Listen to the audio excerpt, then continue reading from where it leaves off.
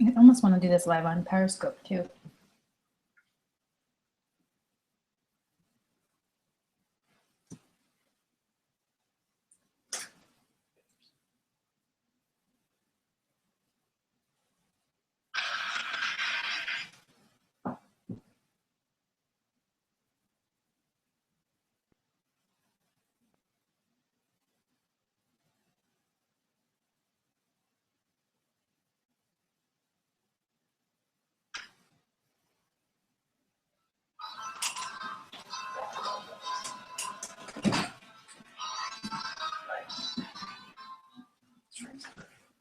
Let's take it nice and easy.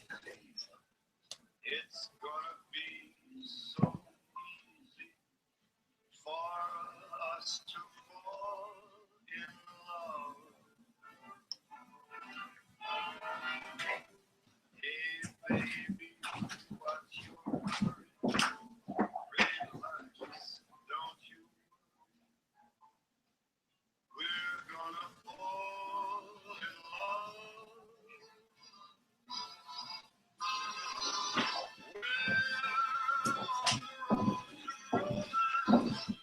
That's safe to say. 1 minute till we're live. Along the way,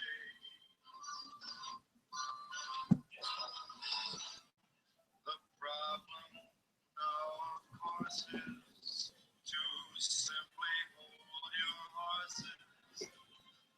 To rush would be a crime. God, nice and easy does it every time. Hey everybody, it's 7 o'clock. It's time to get started. I'm just gonna wait a couple more minutes for those that are just joining us. Welcome to my home buyers webinar. It's hosted by me, Connie Irving. You can also check me out on all social networks. You can, if you have any real estate questions and you want me to answer them on my show, you can always visit me at askconnie.info, where I have answered a lot of real estate questions on there. It's really good info for those of you buying, selling. Lots of good info, many questions that were recently submitted that you can listen to if you just want to just listen and get some info, or like I said, you could submit your questions on there. So I'm also on Twitter. I'm really active on Twitter, on LinkedIn, Instagram, Pinterest, all of the social networks. So there's no excuse why we can't connect. You can also send me an email anytime.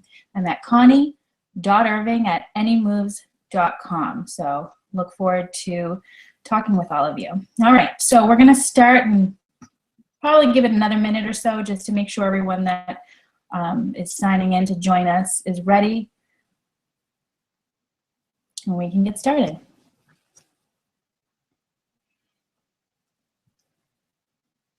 All right, here we go. All right, so starting number 1, you are looking to buy. The first step would be to review your finances and make sure that you can afford to buy. So what I like to do and have my clients do is create a binder, basically with their pay stubs, their tax returns, all of this information at hand, not only to see if you can afford to buy, but this binder will come in handy later on when you're getting ready, hopefully, to hand over your info to a mortgage broker. So it's really important to review all these and this information. What you're really going to see is, mortgage officer is going to want to see a loan officer debt to income ratio. And basically that term can sound kind of scary, but in order to qualify most often, in order to qualify for a loan, your monthly debt, it should be 43% of your monthly income. So it's important to know this going forward, and if you can determine your FICO score ahead of time, that's always very helpful. I know that there's some areas you can go to find your free FICO score. That's just general information, and we're going to head down to more in detail as we go on with the webinar. So first and foremost, see if you can afford to buy.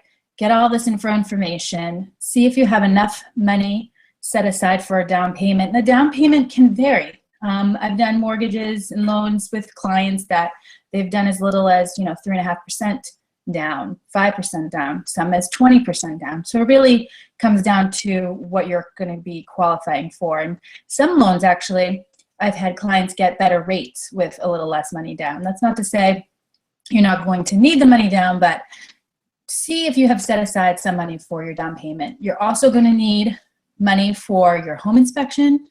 A lot of times it could take up to 2 homes before you actually secure the house that you want. I've had instances where people walk into something and it was just way more work involved. So, they're eating the cost of the home inspection, and they can vary depending on the inspection. Can vary anywhere from as little as $350 all the way up to, $550. Closing costs, that's important. This, again, depending on your loan, this can vary. It's as little as a few thousand all the way up, 6,000, 7,000. And then as far as attorney fees, now usually I've had clients, ask me why do they need an attorney when they're buying, and I always suggest they use one to help them review the paperwork as far as the purchase and sales agreement and get them to the closing. Oftentimes the bank will appoint an attorney for you, which can end up having you save a lot. So the next step would be to begin researching towns and your desired locations. You can always change up the house. You can never change the location. So my best advice for someone out there that's looking to buy is to really narrow down the locations that best suit your needs. Whether you need to travel a lot to the city for work, you don't necessarily want to drive an extra hour. Most often, I never really find people, some don't mind it, but for the most part, you want to find a location that really best suits your needs. And you can view a lot of that information if you want town statistics. A lot of buyers that are looking for, information regarding school ratings. A lot of that information is on the state websites, so that's really easy for you to do from the comfort of your own home. You can visit the state websites and look at rankings that way. Start eliminating towns that really don't meet your criteria as far as your desirability goes. I think that that's really important, and I feel like when a buyer of mine decides on the town or city, they're always happy with their purchase. I've had a lot of people in the past, that bought and they weren't so sure about the town, and they ended up having buyer's remorse. They regretted, so that's when they end up moving 4 or 5 years down the road. Another tip would be, as part of researching your town, to start visiting open houses on the weekends. Open houses they're really casual, and brokers that are hosting them know this. We do it for a lot of reasons. It's definitely part of the marketing of a home, but we definitely see a lot of sometimes neighbors come in and people that are just starting out. And I welcome them to my open houses because this is the only way they're going to really learn what's available in the market for a certain price range. And then as you get further down, even though it might not be something you're putting an offer on, I skipped over a slide there, so sorry about that. I went to the next one in a second. You sold for. So it's really good information. And I think that, again, open house is just a good way to get to know an area and learn the market. So the next step, connect with a reputable mortgage lender. Please don't get freaked out. Do not hesitate to begin. I have a lot of people that they just get so nervous when I suggest this, and they think, well, gosh, I'm not really that ready to buy yet. I need more time. What if I don't buy in the next, 30, 90, whatever days? Really, I can't stress this enough. And I've actually had clients thank me after the fact. And really the reason why is your FICO score can be attained. Most people know what their credit is. When you meet with a mortgage lender, not only are they going to go through your expenses and make sure the affordability is there for your home, but they're actually going to dig into your credit as part of the pre-approval process. And they might find things on there that are incorrect. And if you start this process early enough, rather than later, you will actually have time to correct these issues on your credit and qualify for a better loan. So I think that's really important. And again, I've had people thank me at the end of the day because they've had that time and they could, buy with a better rate and afford more home later on by fixing these issues.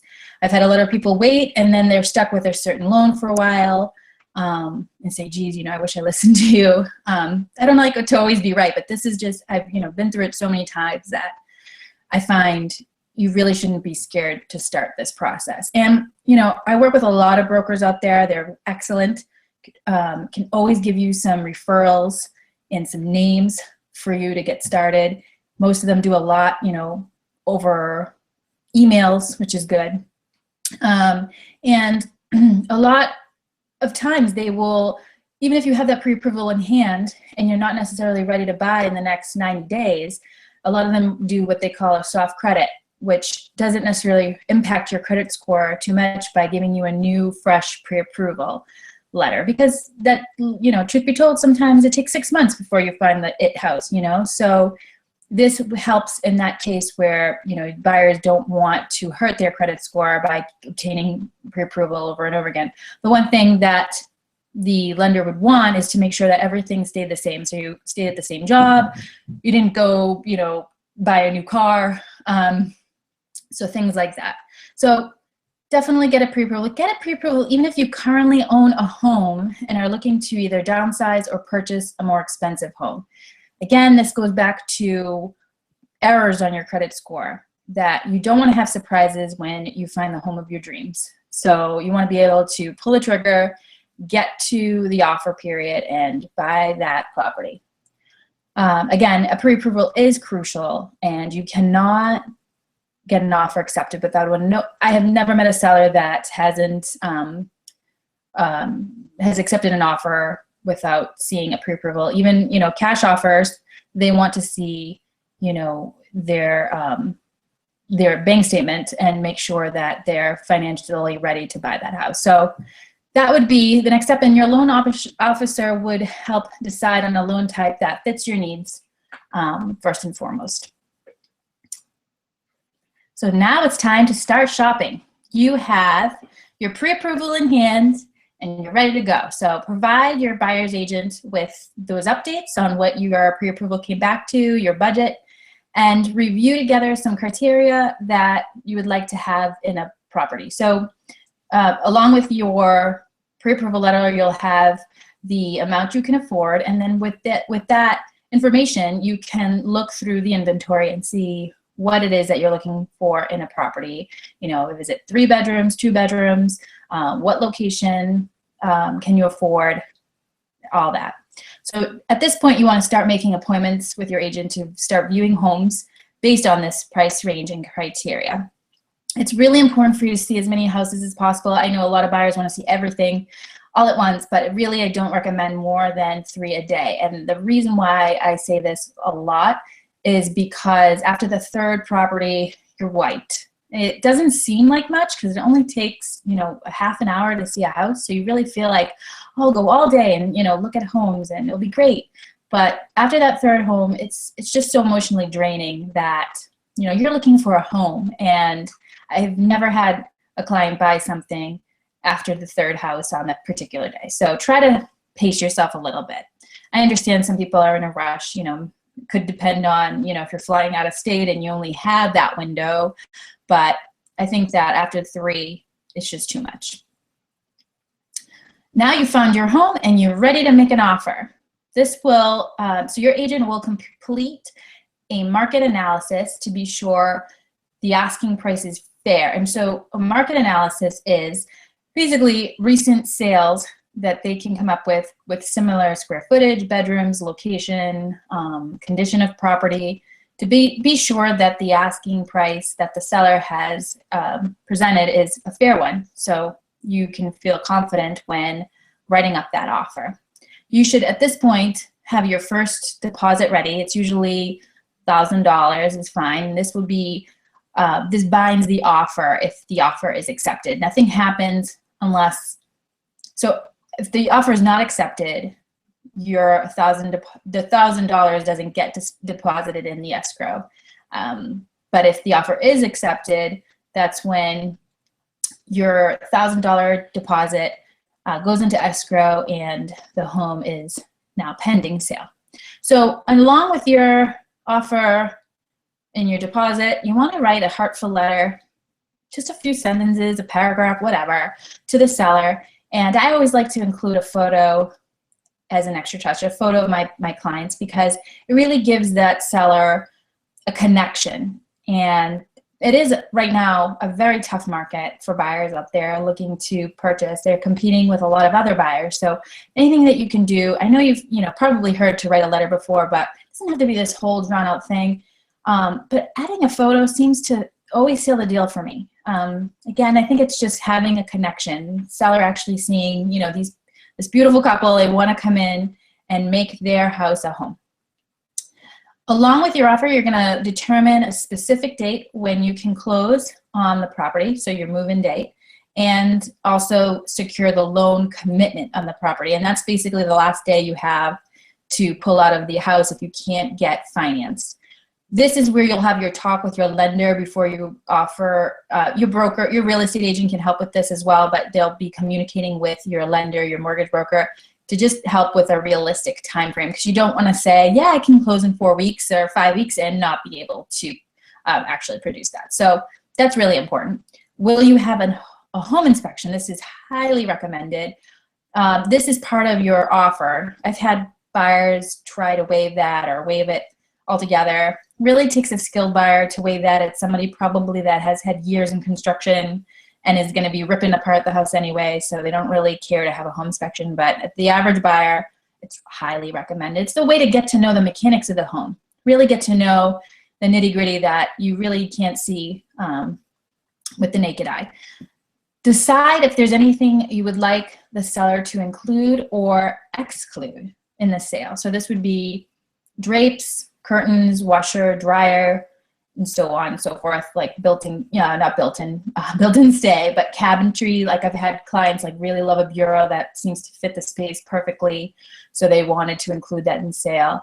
But please note, if this is a competitive situation, and your broker should know if there's more than one offer on the home, it is really advisable to keep those items to a minimum, because you don't want to ask for too much and the other buyer comes along, offers the same, but they're not asking anything. So just keep that in mind. Then you're going to be placing a competitive bid on the home and be prepared to counter offer. Expect the whole process to usually takes 24 to 48 hours between you writing the offer and hearing back from the seller. Now we're going to assume that your offer was accepted. So congratulations. Now what? So now you're going to get on the phone and you're going to book your home inspection ASAP. Your real estate agent can also help with this. I help with this to make the appointment. I can also help you find an inspector that is reputable in the area. And it's important to make that appointment ASAP, because you usually have it's usually a standard thing where 10 days is the amount of time you have to complete the home inspection and review the results. So this 10-day period is protecting you, allowing you to have your home inspection while protecting your first deposit. So if you decide you don't want to go forward with the home, or if you don't come to an agreement with the seller about the findings of the home inspection, your first deposit will be returned. You can also view current home inspector licensees on the state website. That's good information. Expect your home inspection to take roughly 3 hours or so. I haven't really had many that were less than that in time. Sometimes they are, but I would just, 3 hours is a good estimated time. So a detailed report of the home inspection would be sent to you within 24 to 48 hours of the inspection. It is different with every home inspector. Some have them ready right then and there, which is always good, but some have to type up the report and send to you. So expect anywhere from 24 to 40 hours. Again, this is why I highly recommend to book your home inspection as soon as possible. It's also advisable that even though you're getting that written report, it's highly advisable that you arrange to be at the actual home inspection. If you're buying with your spouse, I highly recommend both of you to be there as well. It's really hard relaying messages with your significant other after the fact. Sometimes reading the written report's a little scary than actually being at the home inspection. So I always like to make sure that everybody arranges time to be there. I know it's not always possible, but it's really important, in my opinion. Now you're going to be reviewing the home inspection report. I know sometimes people get really nervous with this. I mean, sometimes they can go, I've had home inspections that went really well, some went horribly wrong. Things pop up that you weren't expecting, or the seller did not disclose. And I can tell you, there's a lot of sellers out there that don't even know some of the problems that they have in their home. So, they're even surprised. But the first most important tip for me to tell you is not to panic. Just don't panic. Calmly review your inspection report and determine whether you'll be proceeding with the purchase. I know that some of these reports come back so, there's just so many items on there that it's kind of hard to figure out where to begin. And I know a lot of people out there are not budgeting money aside to fix any of these issues that are found in the home. So it's a really strong decision whether you want to go forward. But I always think that anything can be corrected, and you can definitely try with the seller to see if they can address any of these issues before the closing. So for any unexpected items, some of the items that specifically that the seller didn't know existed, they want to fix those items because in their mind, they're not going to let such and such go wrong and continue to go wrong with their home while it's on the market. Because by the time they do get to the closing, it could get worse. Or if they decide, forget it, they're not going to be fixing these problems, the next buyer will find the problem. So you can really work with the seller most times to see if they can address any of the issues. You would definitely want to obtain estimates for any work involved. And where we're going to go next is the closing credits. Now, a lot of buyers you'll hear, okay, well, I found that I needed some plumbing addressed in the home, and it will cost $1,500. So the buyer asks for that to be provided to them at the closing and go towards their closing cost credits. You want to be careful there, and you want to discuss this with your mortgage broker beforehand, because a lot of loans out there don't allow for the buyer to obtain any of those closing credits from the seller. So just keep that in mind before you think to go that way. Next is the purchase and sales agreement. So now we're assuming that the home inspection went well, or at least you were able to negotiate some items with the seller and they were able to fix some things for you. Again, that's going to be all documented for you, so you'll have time to review. But the purchase and sales agreement is where your second deposit is due, and this is when the home officially goes under agreement. So here at this point, you want to have your attorney help you review and execute the purchase and sales agreement. Really be careful with the dates on here. So you're going to be providing the second deposit. You want to inquire with the seller's agent, the broker, if there needs to be a personal or a bank check. Sometimes if it's further enough away from the closing, a personal check is completely fine. But if it's a quick closing, then sometimes they require a bank check. You're at this point going to be completing and submitting your loan application, and keep a watchful eye on those loan commitment dates. I know your lender will also keep his eye on it, but this is where you want to be cautious so that your second deposit on the home is protected. You have the commitment date, which is your final day to get financing on the home. Now, what happens if you don't get financing on your commitment date? Is it an end run? Not always. You can always try to go to the seller and extend those dates. So it's not, the end of the world, but you really want to keep a watchful eye and really get the ball rolling. Once you do receive your commitment on the home is really when you want to start scheduling movers, that the home is really under agreement. You've bought the property, but you really want to be available at this period for your lender for a quick update. So this is where, back when we talked about reviewing your finances and having your binder ready, really comes in handy, because lenders want information, they want it quick. It's almost a part-time job when you're buying a home. I've had people, all hours of the day having to fax, email, scan something to their mortgage broker. And the more available you are, the better it is for you, for your loan. So now we're at the final stage of your home. You want to shop and secure home insurance. So this is insurance for the property, and you can definitely shop around for a good rate with this, and you'll need this, it's called an insurance binder, in order to close on the property. You want at this period to review any agreed upon items that were to be fixed as part of your home inspection. If there were items on there that the seller needed to address, make sure that those were completed and documented. Expenses, final expenses, you want to contact the bank's attorney to review all of your closing expenses. They should have gone over this with you beforehand, but this is good information to review again for you. Review your final closing documents. Be sure, can't tell you how many times this has happened, you have a current and valid driver's license with photograph. Temporary paper ID or an expired ID will not be accepted. This is your oil reading is next, and that is, you know, if the house has oil, you will reimburse the seller for any oil remaining in the tank. It's the buyer's responsibility to pay the seller for anything left over in the oil tank.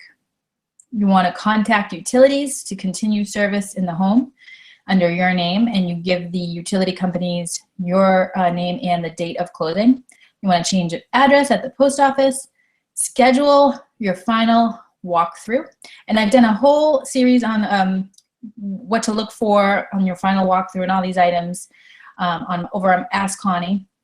This is things that you want to basically make sure that the home is the way you saw it the last time, which was probably at the home inspection. Now, a lot of people say, well, if there were items that were agreed to be fixed in a few weeks before closing, I walked to their home to make sure that those items are fixed. That's not your final walkthrough. You still are allotted a final walkthrough. Actually, in the purchase and sale agreement, it should state that the buyer has, I think, 48 hours or so to do their final walkthrough of the home. You want to make sure that it's electricity. It's happened that before, where the seller accidentally turned off the electricity instead of turning it over to the buyer at closing. You cannot do a walkthrough without electricity in the home.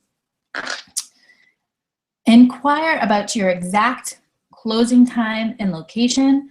So this can change. I know it can be a little frustrating because a lot of buyers don't necessarily know when to take time off of work, what time. I usually don't even know until a couple days before, sometimes the day before.